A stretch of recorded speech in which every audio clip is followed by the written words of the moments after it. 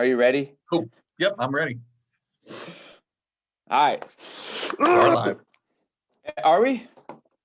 It said, I don't know. It says it on your thing up here. Live on Facebook. Mine does not say that. Which I know here we go. All right, cool. All right, so I'm gonna go down. We are live on Facebook. Bunch of rookies.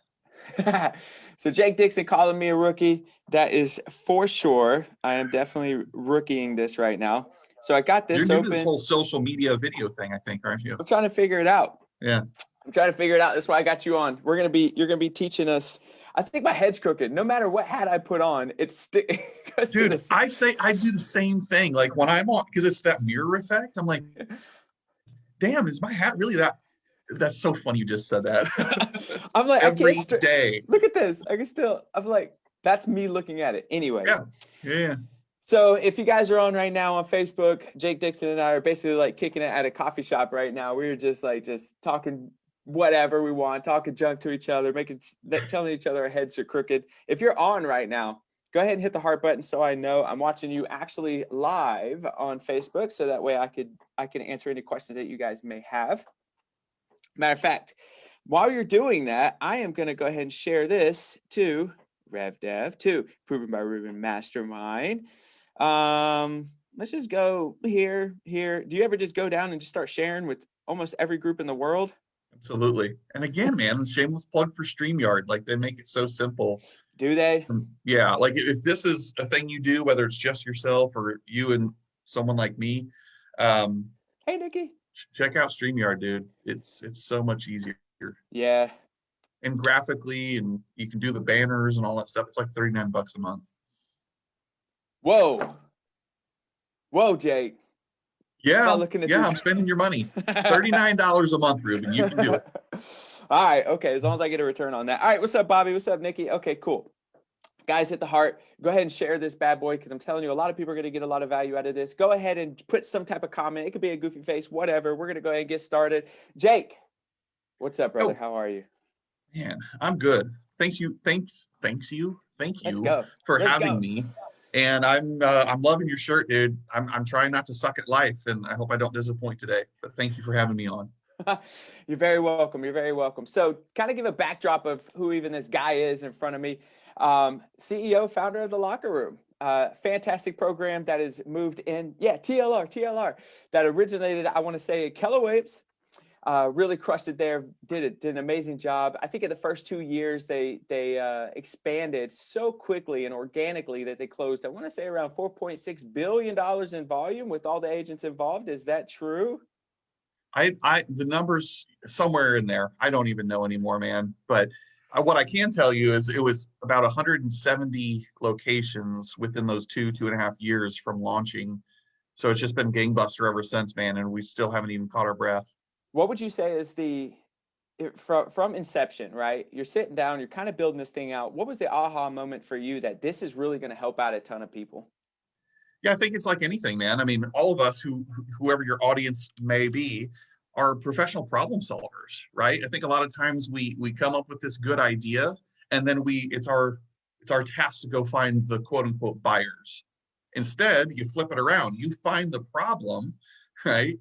And then you already know what the buyers are looking for. You've solved a pain point for them. So for me, it was that simple. Like, I was attending this big event, and obviously those from KW are familiar with KW, they really pride themselves on systems and models. And yet at the time, there was really nothing out there for the role of a productivity coach. So long story short, that's what I saw very clearly. And it started with the number tracking, so I can effectively coach somebody. And we're not just talking about feelings and emotions, we're talking about business. And so we created a fancy tracking system. But all the while we were building, gobs of content and the coaching itself and all these plug and play tools and systems. So by the end of it, a year or so later, we knew we had something that was duplicatable and very easily incorporated into any location. And I think that laying that groundwork is what allowed us to be prepared for that explosive growth within a couple of years. Right. Okay. So what would happen if, and this is honestly for broker owners, this is for individual agents. what do you Yep. do if you do have somebody within your team? I mean, because obviously it sounds like you're very focused on numbers. What if they do come to the team or come to you one-on-one and they don't want to show their numbers? Because it sounds like you built this thing pretty big on focusing on the numbers, type of goal and actual stuff. What if somebody says, you know, I don't have my numbers on me today, but I want to tell you what happened, and they start kind of rolling into how much the lender sucks or the attorney sucks or their Yeah. client sucks. How do you approach that? How do you approach that agent? Yeah, man. So you're talking about the actual coaching conversation itself with an agent or a broker owner or whoever it might be, right? Correct. So for me, it's all about setting the right expectations. And so before I would ever even get to a moment where they're trying to hem and haw and dodge the question, like we already know by then if you're my people or not, if I'm the right coach for you or not. And so I always make it a standard. Look, the first 5-10 minutes are going to be reviewing numbers. Where are we at? We got to assess reality versus the goal, because that's what you're hiring me to do. You're hiring me to help you get from where you are to where you intend on going. And so, yes, we can talk about how to do an effective open house and go around in circles. But before we do that, we're going to get down and dirty on the actual business and the numbers. And I'm going to teach you to be a business owner, not just a great person who can sling some homes or throw a great open house. And I like what you said, you know, you got to find out if you're a good fit for that person. You know what I mean? So, but here's the deal is that I feel like there's a lot of broker owners and team owners who grew so fast that they didn't have, I want to say they didn't have the luxury to really be selective, although they did at the moment, but they just didn't feel it because of pressure of maybe wanting to grow their business. Right. So they may have not felt like they had the luxury of really diving into who's their perfect agent to help them grow their team. And now they have people like this on their team. And they come and they've came again and they said, you know what, I don't have numbers. I'm tired of being treated like a number and like this is just a numbers game. How do I move to the next level, Jake? Help me. Yeah. So I agree. I mean, I am, and Ruben, you know me, man, like people don't care how much you know until they know how much you care. So I don't treat people as if they're numbers. That's not at all what I'm saying. And I know that's not what you're suggesting. And although people are not numbers, numbers do reflect the well-being of our people. Anything that you measure, anything that you can quantify can be improved upon. And so again, it's just separating the emotion from the logical, practical aspect of the business. Yes, you can have both, but I think that just boils down to philosophies and styles. I'm not saying my method is right or wrong and somebody else's is right. It's not about that. It's not right or wrong. It's just, what is this person's need, and are they going to squirm and wiggle like a child would? Because really, oftentimes what I find is they fear the accountability. They don't like sometimes the reality of what they're looking at. And so they're going to do everything to deflect and, otherwise known as excuses. And I'm okay letting people squirm a little bit, because you don't have to like the numbers, but we at least have to acknowledge what they are, so you know what you can do differently moving forward, so we can stop having those uncomfortable conversations and celebrate instead about the numbers. Because that's the thing, right? I mean, Ruben, you know as well as I do, if somebody had a bang up month, they're going to call you or text you and say, Coach, living large, baby, had a great month. Well, that's numbers. So if they're willing to own it in the good times, why are they not willing to own it when the numbers aren't telling a story that they're necessarily proud of? Gotcha. And if they want to have more wins, should they dive more into those moments where it's not a lot of fun to bring in the numbers? Good setup question. Yes, they need to lean into that. The last thing you need to do is drift away into isolation. You need to lean in harder, because that's the truth moment. I mean, I know adulting can be hard sometimes, and being a business owner is tough, and real estate can be hard. But what do you want to get out of this? And that's, again, where if somebody is a hobbyist, and I'm probably not the right coach for them, but if they truly want to run a successful business where they just happen to sell homes as the product, coaches like you and me and so many others that we run with are exactly what they're probably looking for. Mm-hmm. Yep. And I'll say, just real quick story of mine, when the pandemic hit last year, we freaked out at first. I feel like the world did, like, whoa, what is this thing? And so did our potential clients. One thing we did, and I'm pretty proud of, is that we went back and looked at the numbers. We didn't allow ourselves to get too emotional. And what the numbers told us was that we had to work 4 times harder in order to get the same result. Now, for some people that might freak them out, but for us, it was powerful. It was like, oh, all I have to do is work harder, 4 times harder in order to get the same result. We started doing that, and we started hitting goal all over again. Man, and I love your story on that too. And you've heard me say recently about my parents. Let's use my parents, for example. People that are out there not leaning into the numbers, right? And tracking and just knowing that aspect of their business.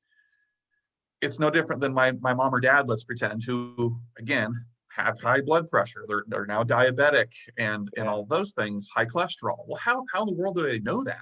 It's because once upon a time they went to a doctor, he wrapped a thing around their arm and took some blood, and the numbers suggested that they're a little high and they need to be on some prescription medication to help get those numbers at more in the normal range. Hello. So just as their health of their physical bodies depends on numbers and taking a medication every day, that's no different than the health of our business. Otherwise, how do you know if your business is healthy or sick unless you're monitoring the numbers of it? And I can assure you, they're not going to miss taking that medication every morning or every evening, whatever their thing is, because their life depends on it, right? And so for those agents who are not reporting or tracking their numbers, maybe you should look at it differently. What if your business depended on it? I guarantee you wouldn't have an excuse of, oh, I forgot, or I don't have the time to report and track my numbers. Really? If you had a high blood pressure and all the things and health, I guarantee you would find it to be a priority and find the time to take that pill. Yeah, it's no different. No different. No, I totally agree. And so let me ask you this: for that broker owner who is now, and maybe they watch this, and maybe it's been a turning moment, and they're like, you know what? I am now going to be a little bit more selective on who comes into my world, who comes into my team. What do you do? Because obviously you've scaled and you run a very powerful business, and now you're working with very powerful people to help other people run a very powerful business. The thing is growing pretty good. So what do you do? What are the things that you attempt to identify in somebody to know that they're a good fit for you and your team? And this is, again, for broker owners or team owners. Sure. So are you saying to be a client of ours? No. So if a broker owner decides, you know what, they're worth it, and now they're going to be a little bit more, they're going to watch who comes into their business and who doesn't come into their business. And now they're really on the hunt for talent for you, because you have done a really good job of surrounding yourself with talent. What would you say are like the top 3 things that you've identified in somebody that has proved over time that they have been great talent for you and your organization? Yeah, man, it's such a tricky question, because I think the human part of us, I'm just being real, right? Yeah. It's very easy to cast judgment, right? And so I try everything in my power, but we're humans.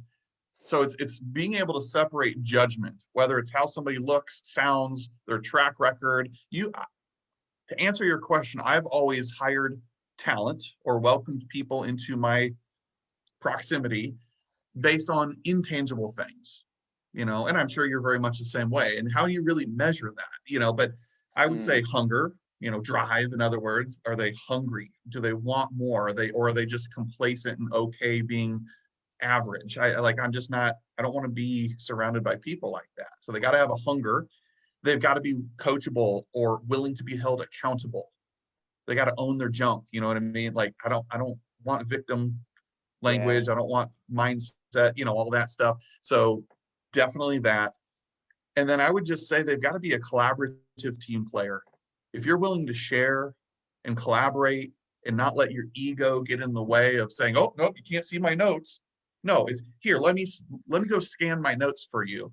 Oh, by the way, can I get you a cup of coffee while I'm out? Like, I want people who play team and collaborate, not come from a place of scarcity when it comes to helping their peers. Because one of my great friends says this all the time. He's like, for you to win doesn't mean I have to lose, and vice versa. So it's some agents think, for example, that there's so many agents, there's so much competition out there. Man, that's bull jive, to use Ruben Garcia language.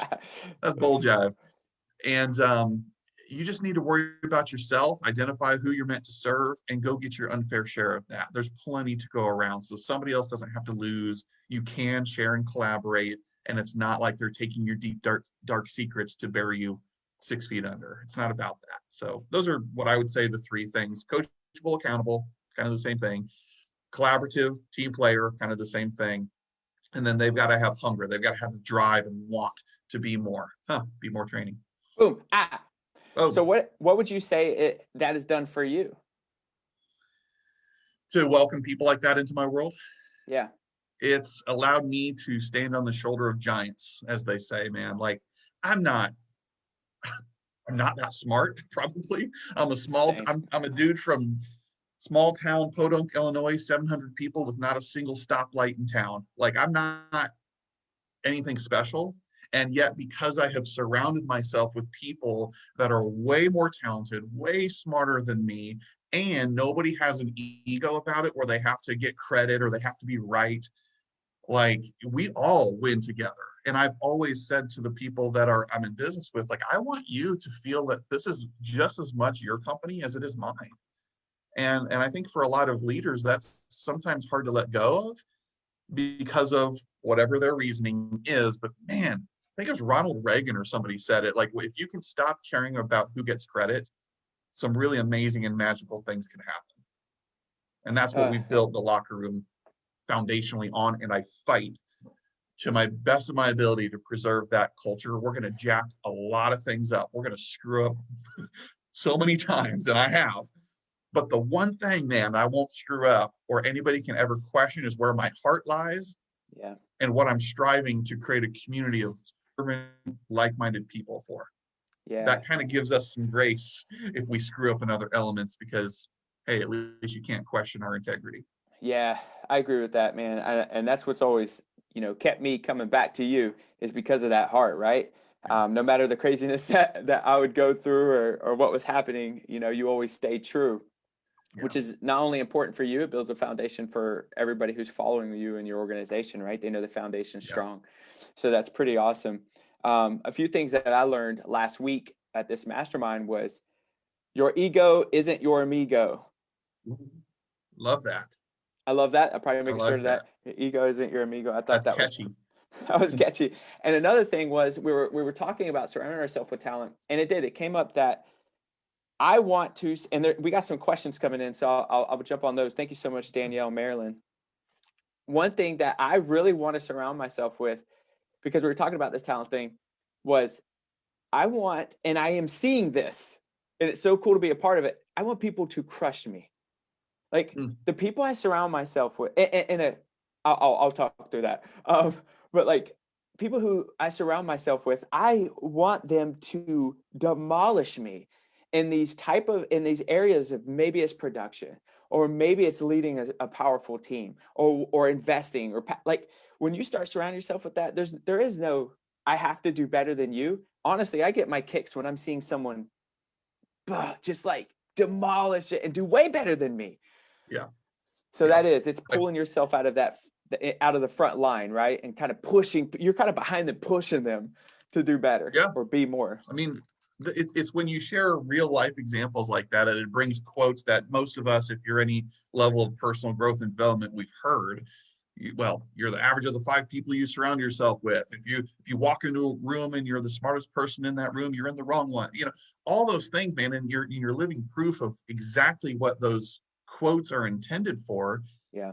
Because you were able to put your ego aside, Ruben. You've always been awesome at that. I mean, I've said you're the master connector, like, because you don't always have to ask yourself, what's in it for me? How can I benefit from this? I got to have my hand in that cookie jar. Like, dude, you've always come out of abundance. And that's, again, back at you, why I've always pursued you to be in business, or at least close proximity with, is because that's it. Like, I don't have any investment property. Shame on me. You're a guy that I look up to because you're killing it in that department, or at least that's my perception. And so when the day comes where I'm ready to make my first offer on an investment property, who am I going to call? It's somebody like you who's way smarter, and you've paid the stupid tax for me. Yeah. So I'll probably say a few things, but ultimately, guess what I'll probably do? I don't know. connect you with somebody else Yeah, who's, okay. I see where who's this is killed going. it at a higher level than me, you know? I mean, I'll drop a few nuggets, but there's people who, yeah, I would do you this service. Like, I would just No, tell you a few things. But so you're a I humble do want man. to, thank you, sir. I want to jump onto these questions. So Marilyn asked, how can you help someone who doesn't show hunger that is in your team? Okay. Oh, good question. Who is that? Marilyn Torres, she is a rock star, man. All right, so that's a good one. So this is my answer to that, and I speak a lot about this and very passionately about this. First of all, and I don't know her, so please don't misinterpret this, but sometimes I'll say we, I'll put it on myself, have to stop labeling people because you might have more DNA in that than you think. And here's what I mean. Uh, I strongly believe there is no such thing, and Ruben knows where I'm going with this. Yeah. There's no such thing as an unmotivated person. That's what I hear you saying in your question is, well, somebody doesn't have hunger. Bullshit. Yes, they do. Bull jive. Yes, they do. Stop labeling or putting that on them and ask yourself, where's my DNA in that? Maybe I'm not getting them the training or support or something they need, and maybe you are. But there's no such thing as an unmotivated person. I refuse to believe that God created or put somebody on this earth that's just a couch potato blob and they're happy with the status quo. Nobody wakes up every morning hoping to fail and just be okay and average. I really don't think that. So my answer to you is, you maybe just haven't asked enough questions. You got to dig deep into that person's soul and figure out what makes them tick. I'm not going to big why exercise you, although that could be a thing, do a big why exercise. That's not what I'm talking about. I'm talking about look at their track record, look at their upbringing, whatever it is, find it. There's an it factor somewhere. Everybody is talented and has a gift from God for something. Maybe it's not the gift of gab like me and Ruben have, but man, can they run circles around us with design and graphic design and drawing and artwork or something. There's something that they get really excited about. And then your job and theirs is to figure out how can we bridge the gap between being amazing at painting and drawing, I don't know, and how that could actually relate to real estate. How can they incorporate that talent so it actually energizes them again? Instead of beating them over the head saying cold call and work your sphere and get on Facebook Live, stop telling people what to do and help them identify themselves, self-discovery, what their natural gifts and talents are, and then figure out how to apply that towards real estate lead generation. Does that make sense? It does. It reminds me of a guy that I had in my productivity coaching program when I was at Keller Williams. And, you know, we ran the disc on everybody. So if it came back as a certain letter, I would just watch. I wouldn't, you know, say, oh, no good at it.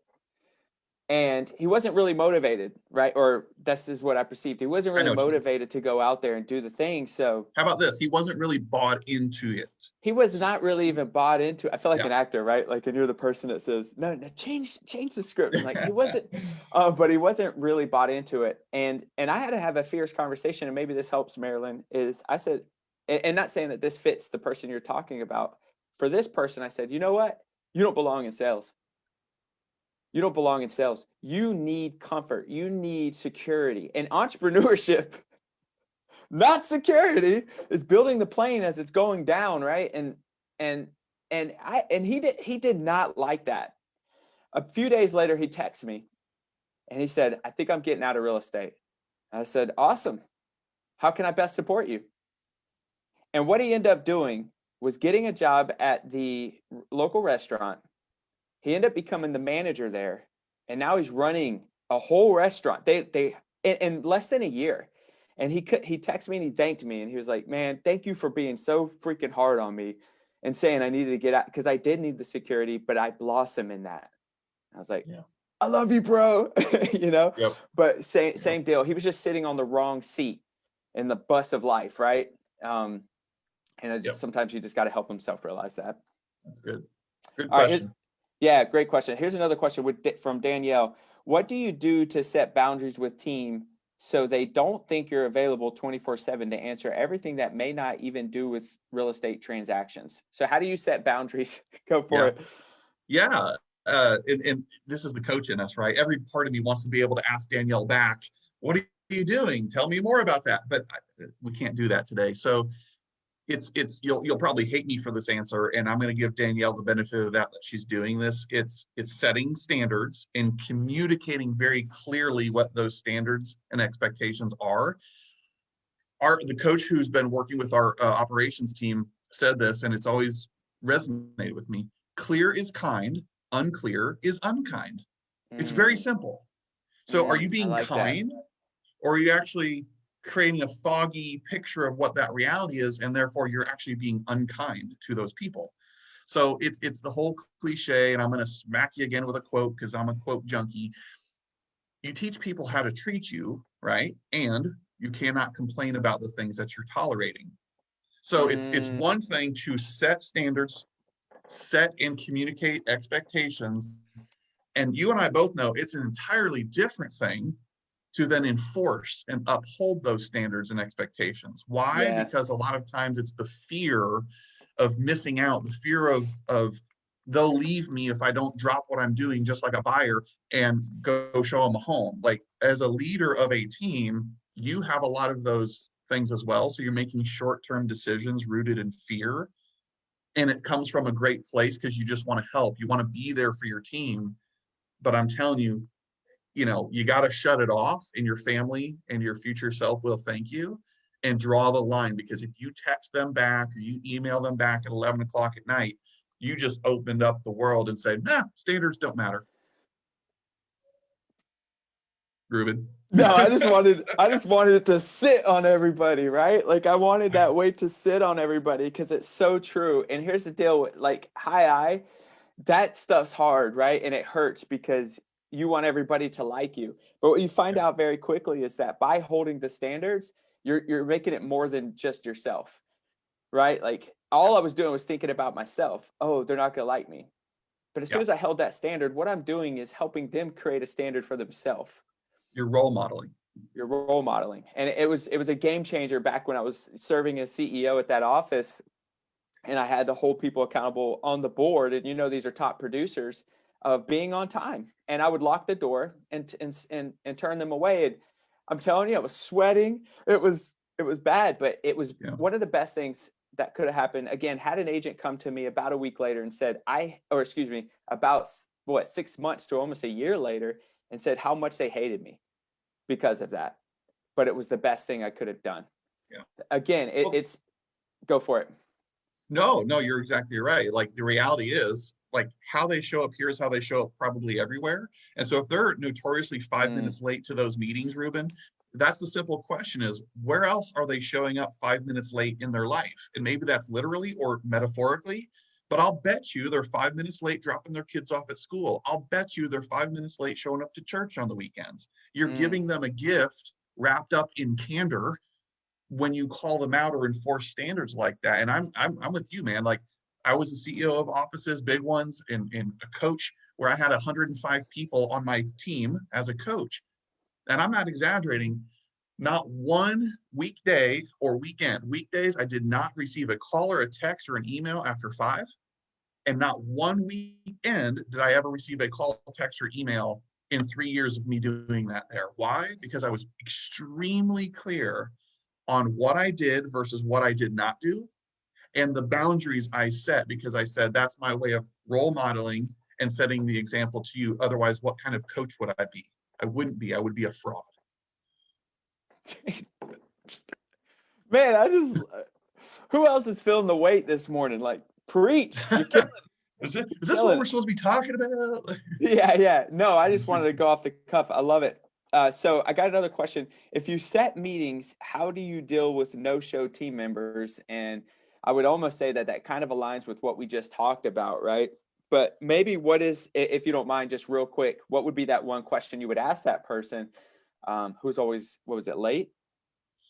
Late or no show, I think. Right, no show. Yeah, no show. So actually, I'm happy that question came up in light of everything we just said. So let's go back just for a hot second and cool down the temperature. Because here's the reality, guys. People are just that. They're human beings. They're being, okay? Things happen. The greatest lesson that I've had to learn, and I'm still learning, because I too get no shows. I had one of them yesterday, and I could feel my blood boiling immediately. Like, that's not okay. Right. Like, my time is worth something just as much as yours, kind of thing, Right. right? That's where we automatically, most of us, default go to. But I'm really having to condition myself to reset and say, no, Jake. What's conflict resolution 101? The first thing you do is seek first to understand. So I'm genuinely coming from curiosity, saying, are you okay? Like, this is not like you. I don't see you as a person who's not dependable. So tell me what's going on. Is everybody okay? Are you okay? And if they say, oh yeah, just forgot, then I'll rip into their ass. But you gotta pump the brakes. You gotta come from curiosity, because you don't know what's going on in their world. Maybe they're sitting on the side of a highway, just got in a 5-car accident, and God forbid you're showing judgment, climbing their butt before you being asked the question, what's going on? Right. So yeah, no, I agree. And I hope or I trust that that's the answer that you're looking for, Danielle. if it's a pattern, if this person is, then that's a whole different deal. Yeah. But if it's a one-off, come from curiosity. Yeah, totally understand. We got another question. Bobby, what's up? As a new agent, we hit small roadblocks, but at the moment they feel huge. Yeah. Sometimes the lack of organization is a huge hurdle. There is actually no question. I thought. No. So if you want to touch on that. I'll find a question in that. So if he continued and said, what do I do or whatever, I think Bobby, one of my favorite words, I think it was Bobby. One of my favorite words is perspective. So if you're, new agent hitting roadblocks, it seems like everything's closing in around you. Perspective allow you to see what's around you and the horizons, the forest from the trees kind of thing. And so if you're ever questioning, go find evidence of somebody who's done it or is doing it despite whatever your hurdle is, and that evidence will pull you through. Sometimes you got to get pushed through, and other times you need pulled through. But I think finding social proof and evidence of success with other people, collecting those stories, saying, if that person did it, what's my excuse? I was just talking to a coach yesterday, Mark Simpson. He's got a 21-year-old who's just killing it. I mean, he's cold calling FSBOs, expires. I think he's got like $4 million under contract already this year, something ridiculous. And it just makes it that much less acceptable when then the next agent comes in and says, wait, I got this going on. It's like, dude, there's a 21-year-old kicking butt, finding listings, cold calling people. How bad do you want it? Mm-hmm. So just go find evidence of success, perhaps, Bobby, even though there wasn't a question there, I guess. Yeah. And Bobby, success leaves clues. So we know that, right? And I'll say, I've seen where people get down on themselves, even if they see that the success leaves clues, even if they see the action items they have to take.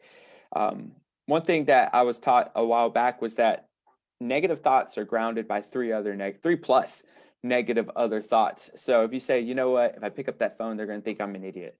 I'm not going to say the right thing. What if somebody hears me in the office and thinks I'm stupid, right? What happens is you start grounding that, and it starts to become a thing in your head. What you have to, at least, and this is an exercise, right? This is like working out. You can't control the first thought in your mind, but you can control the second. And the way that you control that negative thought is you have to attack it brutally, swords, freaking knives, everything that you have with a positive thought, and force yourself to do 3 to 5 positive thoughts right after that. And here's the deal. You're going to feel silly, maybe, or maybe it's very powerful right from the beginning, but it is this exercise thing that has truly helped me see people do something very well. I want to jump into it. And then I start grounding these negative thoughts. I'm like, you got to do 3 plus positive thoughts to kind of pull yourself out of that and follow the path. Trust the work. That's good stuff right there. Hope everybody wrote that down. I'd like to add something real quick to that, because essentially everything that you just mentioned is things that are rooted in fear. It's that 4-letter word again, right? Yeah. Fear. And man, every chance, every stage I get, I always try to make a point of saying this. I'm sure I picked it up somewhere from somebody else. Who cares? Fear is paralyzing for a lot of people unless we get to come to grips with it. And this is the way I've done it and continue to do it, because who are we kidding? Unless you're Macho Man Randy Savage, we all have fear. get over yourself. There's that ego thing again. And even for some of you, like Ruben, who's maybe he's been in the battlefields, he's like, maybe he doesn't fear anything, but I still know he fears something. Ruben fears mediocrity. It's still a fear. We all have fear. So here's my point. Go back to the cavemen years, right? Like they come out of that cave, I would assume, hear something rustling around in the bush, and they're like, all right, what is that? And is it going to eat me, or am I going to eat it? Yeah. But that first response is fear-based. And so when we can come to grips with the fact that fear is actually a good thing, fear is actually meant to serve and protect me. It's not bad. It's not anything to be ashamed of. Stop it. Lean in, if anything, right? Fear is meant to protect you. It's in the DNA of who we are as people. So when you can say that and say, oh, I need to make my 10 contacts today, but I'm afraid of calling my database or picking up that phone because I don't want to sound salesy, just please understand, have this conversation with yourself. Hey, fear, I'm Jake. I knew you were going to come at some point. I see you. I recognize that you're right there. Guess what? I'm going to be okay. I appreciate you trying to protect me. This is a little bit of the unknown, a little bit of kind of the wrestling around in the bush kind of situation, but I think I'm going to be all right. I got this. So please move over. That's what that conversation sounds like. Instead of where Ruben went with the 3 prongs thing, and he's right, that's where most people go. See it for what it is. It's a protection mechanism. It's not something to be afraid or ashamed of. Fear. Agreed. Eventually you'll get excited when you feel fear. You'll know it's about to be a breakthrough. That's right. All right. And then got another question. This is more a little bit of technical. Where to go? Well, kind of technical. They're building a team. And so just let me know if you have the answer on this. And anyways, do you 1099 or W-2 employees for administrative, etc. work? Oh, okay. Well, disclaimer, I am not your tax professional. Talk to somebody else who, all that. Right. Here's my experience and opinion. That way I'm safe. Yeah. If it's specifically for an admin operations work, that's W-2. I mean, if you're don't screw with the IRS or whomever can come after you for this kind of thing. If it's anywhere remotely close where you're telling people where they have to be, what their work hours are, here's your job description or else, that's a job. That's a W-2 person, not an independent contractor. So don't mess around with that. Yeah. But talk to somebody who can give you professional advice, because I don't want to go there. But that's what I do. Ruben, what are your thoughts? Same disclaimer. Something that we've done is anybody who comes onto a certain, I would say, project that we're working on and we need the leverage, we'll 1099 them. And what we'll say is, you're working on that project until it's done. And then we 1099 them. It's been a good little filter to see who's really going to show up instead of putting them on salary from the beginning. 1099 them. If they're going to show up, it might make sense to W-2 after that. That's what we've done. Word. All right. So let me scan real quick. See any other questions? I'm seeing some hearts. I'm seeing a lot of love. Okay. How do I do that without being a B? That's probably the that tough conversation. What's up, Zach? Yeah, that's all in your head, by the way. That's you projecting whoever said that, because somebody probably called you out on the carpet once upon a time, and your initial thought was, they're being a BA right now. That's a projection of your own limiting beliefs. That might not be how the other person receives it. Tough love or candor conversations do not have to be seen as confrontational. Get that out of your head. And if you need help with that, go read the 5 Dysfunctions of a Team book. It'll help you out. Great book. Love that book. I remember the first day I read it. That's how good of a book it was. I remember where I was at and everything. Yep. So kind of switching gears here. I see a lot of conversation about it, so why not jump on it? Zillow purchased Showing Time, and and I hear a lot of conversations about it in these mastermind groups and all of this. Of course, I sit in a certain place about it, but what are your thoughts of somebody who really is over a huge organization that works with a ton. How many agents are you guys working with now? Just guesstimation. Yeah. Okay. Guesstimation, probably 5,000-6,000 agents. 5,000 or 6,000 agents. So what would Over you tell? 10,000 lifetime, but right now, yeah. 6,000 plus. If you were standing on stage, what would you tell these 6,000 plus agents? Because you have a good view of all these agents. What would you tell them with this whole stuff coming down the pipeline with Zillow? Yeah. So, first of all, stop spending your money there looking for the easy way out. And hey, if you're getting a huge ROI, I'm not here to fight you on it. It's just I'm looking for generalized comments. And so I would say stop buying leads, funding that entity. Right. Secondly, though, man, again, to give credit where credit's due, you had mentioned earlier, we originated with KW. We now as an organization are brand agnostic. We serve EXP, KW, independent brokers. It doesn't matter. We're colorblind to company affiliation. So to give credit, though, I know Gary Keller has taken a big stance on this. And that's what I echo, because it's common sense to me, whether he said it or not. I believe if we all just focus on our database, become professionals, no more skating by, just putting people on MLS search drips and saying, hey, let me go be a chauffeur and open some doors for you. Like if people just communicate, love, and work on their database and increase their skill sets, increase their ability to show and communicate their own value, being more than just a person who opens doors, I think we'll be okay. I really do. I mean, the days of you just skating by, you will get lost in the shuffle and you will get outworked by your quote unquote competition. I fear for you. But if you double down and submerge yourself in training programs with like what Ruben's got, hire a coach, whatever, and increase that skill set, I think you'll be okay. And just take care of the ones who take care of you, also known as your database. Yeah. Because anyway, yeah, that's my stance. How can what? I just don't, and I don't know the Zillow model, but I just don't think any technology, no matter the rage of technology, all this AI automation, I do not personally believe any level of technology, unless we allow it, can replace the human element of what we do. A computer system doesn't have a heart. It can't relate with you, right? It can't give you great advice, perhaps, maybe someday. I just think the human element, as long as we focus on how can we be better, not how can it be easier, Jim Rohn says that, then you'll be fine. I think your job security will be at an all-time high. Yep. But if we don't, we're probably for a world of trouble.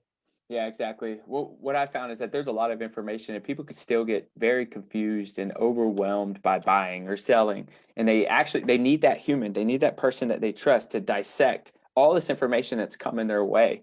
And I just don't see it to be, it's definitely not going to infiltrate our business because we are very heavy on database. And ultimately, we're always going to be that person, like you said, who's going to help them through the madness, right? And where it's going. And we can kind of dissect all that information and they don't feel overwhelmed and they can talk to us about maybe what that next step is. 100%. Look at it this way. And again, my friend Hank says this a lot. So people pay for proximity. I mean, this day and age, information is a commodity. Like they can go get free information, watch a YouTube video, do whatever. So it's no different than the Super Bowl is the analogy he often uses, which is I can sit in my living room watching the Super Bowl on TV. But if I want proximity to the game, I want to be in the stadium and experience that and the sounds, I've got to pay a higher price. Yep. Not just my cable bill. I've got to pay for that ticket to get me closer to the game because it's an entirely different experience altogether. With all the technology, that's kind of the equivalent of just sitting there flipping through the channels, watching it from home. But people pay for proximity, if you think about it, proximity to us as their trusted real estate advisor that helps them build wealth through real estate. It's not just the transaction, it's building wealth through real estate. I just find it hard pressed, if we're doing our jobs the right way, that any company like that is to be feared of, let alone any AI software to be feared of. It's like, not to be insensitive, but I don't really give a shit about Zillow. Like I don't pay attention to it. I don't take all the hours in my days reading up on all these articles on Inman and stuff. Maybe that makes me a bad business owner. I just don't really pay attention to it, Ruben. Yeah. I know enough, but I know Yeah. enough to be opinionated and just take the simple route. Just you do you. Just do what you've always done and do it better.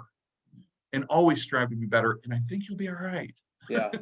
I I don't agree. know. And I hope that oh, we're getting a lot of hearts. So I hope that resonated, and it looks like it did. That resonated with a lot of people. What I'm going to do is one more throw out there for everybody who's watching. This is your time. I know you have a question that's sitting on your mind. Believe me, you're not the only one who wants to ask that question. Please drop it below. And that way we can make sure that Jake Dixon, the man, the myth, the legend, answers it for all of you. So last call for questions. Go ahead and do that. And then I'm good because we have less than 15 minutes. So, and I'm going to ask this. So what would you, and I don't know, it's just the world that I'm in right now. I'm seeing this a lot, that boutique firm owners, broker owners are more burnt out than ever, right? They are overwhelmed, overworked. And I know there's a lot of self-reflection on them and some of the stuff that they have to hold, including standards. But what does your world, your team do, supply? What would you say to these people who are in this world, these boutique firms, like I said, and these large teams that are just feeling overwhelmed and just they don't do they're dead, right? They're just exhausted. What do you tell these people? And maybe I'll ask more questions after that, but I kind of want to set the stage. It's the same advice they would give an agent who says, knock, knock, you got a minute, I'm burnout. Because I'm a victim of my own success, like oftentimes that's the case. They're killing it, which is why they're feeling that way. So what can you give up first? Where's the leverage? What are you spending time doing that is maybe not X number of hour work because you're worth X number of dollars per hour? Get rid of it. What are you not good at? What drains your energy? How can we get rid of that? And we're actually, coincidentally, shameless plug, doing a master class later today for broker owners, specifically of how they can get out of production. That's oftentimes the case. How can we get you out of production so you don't need that income to sustain you, and you can actually now become a business owner, EBSI, like Robert Kiyosaki in the Cash Flow Quadrant says. And we kind of work through that. So we always say, we're a partnership. We want to take as much off your plate. We're not a coachee relationship. Yes, coaching happens, but with what we do with teams, coaches, and or broker owners is we kind of weave ourselves into their operations. We're part of their board of directors, if you will, through a partnership, seeking first and foremost, what's that needs analysis and what can we take off your plate with our plug and play system. So it boils down generally to 4 things, and having clarity on those 4 things: growth, retention, productivity, profitability. So which one of those 4 is it, or all of them at once maybe?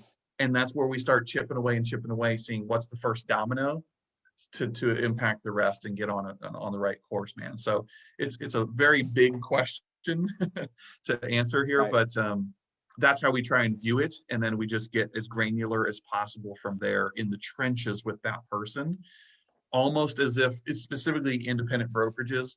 We like to think of ourselves as the franchise system and operations that they're not currently getting because they're not a part of the franchise system, right? So we just attach ourselves there, and it's usually a pretty good marriage.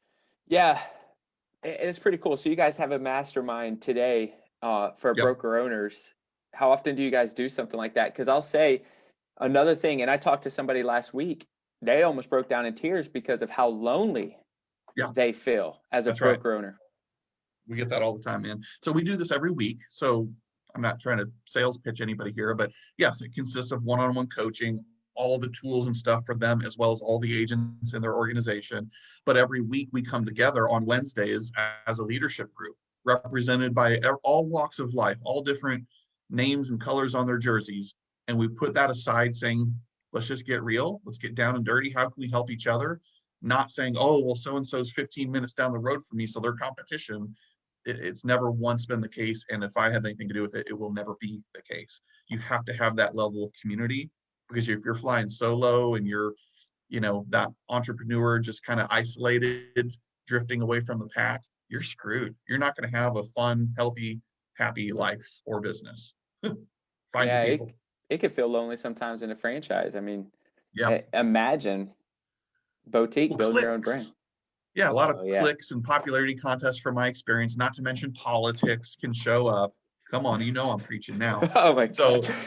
that's why I'm just like, we don't go there. I squash it if it ever shows its ugly face. I will not Right. have politics. I will not have clicks. I will not have personality contests. We're just here to improve and get along, learn and grow together and be better. Man, if I were a broker owner, I'd want to know where to. Is there somewhere they can get free information or at least reach out to? Because it sounds like there's also people that you, like you said, kind of intertwine into their business, so make sure they're not alone, but also on their their board. Where can they go to find out more information? Just to freaking don't even know, not even a commitment, but just I need help. Like raise Yeah. my hand. I admit I need help. Where do they go? Yeah, well, reach out. I mean, reach out to me on social media or whatever, guys. Jake Dixon, you can find me. But otherwise, go to tlrnation.com/partners. tlrnation.com/partners. If you want to read up on that, if you're a coach, broker, owner, team lead, just check it out, see what you think, and then any one of us would be happy to talk to you about it. We do offer coaching for individual agents. That's through our impact coaching division. But what we're talking about here is, and the main element of our business right now is really associating ourselves with coaching programs, teams, mega teams, and even more so broker owners at the franchise, regional, or independent levels.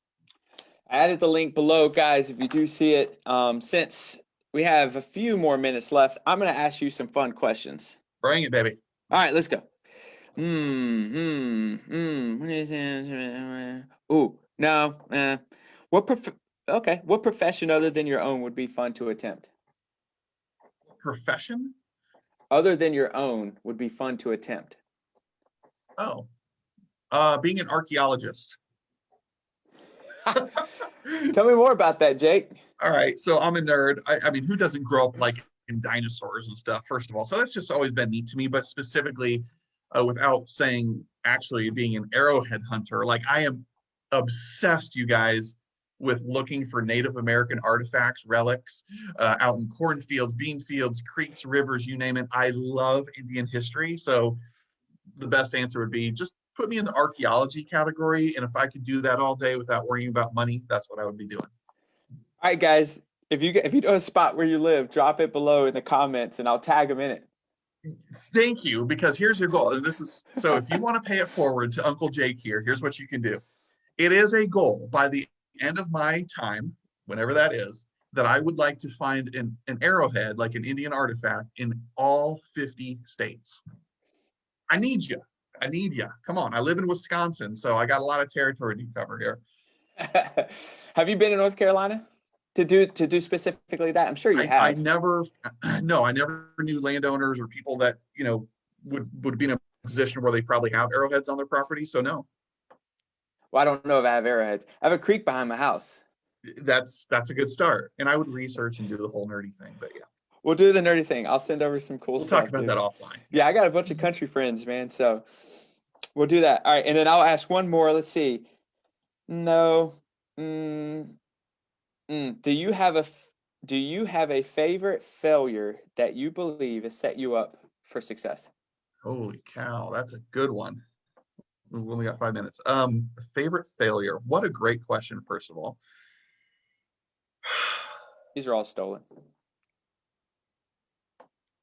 I don't know if it's a failure or what you would classify it as, but day one, I thought I was thinking big, but I really wasn't thinking big enough. I didn't future pace enough. And not that as a failure, but it's just I've had to redo so much of our content, the branding and things. So I would have started day one being more brand agnostic and brand friendly than I had. So I didn't have to reinvent. And with that same conversation, I would start day one asking myself, Gary V style, right? How can I take what I'm going to do and repurpose it for 1,000,001 other things? Like right here, Ruben's recording this, or it's residual. We can take little sound bites and snapshots from this session today and make some pretty cool social media posts out of it. Like, it's how do I repurpose whatever I'm about to do and figure out the different channels and ways I can repurpose it because I'm here doing it anyways. If that makes sense. So I don't know if that's a failure. It's just a lesson I learned that I wish somebody would have told me to be watching out for day one. Yeah, is to and just for clarity, is to not only think bigger, but to ensure that your basically your audio matches your video matches your audio, and actually go out and build and make things as if you were building something bigger versus staying in a box. And and again, this is not at KW. I have a lot of great friends. I'm very grateful for my time at 100%. Keller Williams. Yep. It's just like when I thought, oh, I'm going to build this locker room thing, this expansion platform for coaches, I was like, wow, my opportunity is 785 offices under the KW ecosystem. And that's the thing, is like, now knowing what I know, actually, that's not my opportunity. My opportunity is the 106,000 brokerages in the United States alone and or beyond.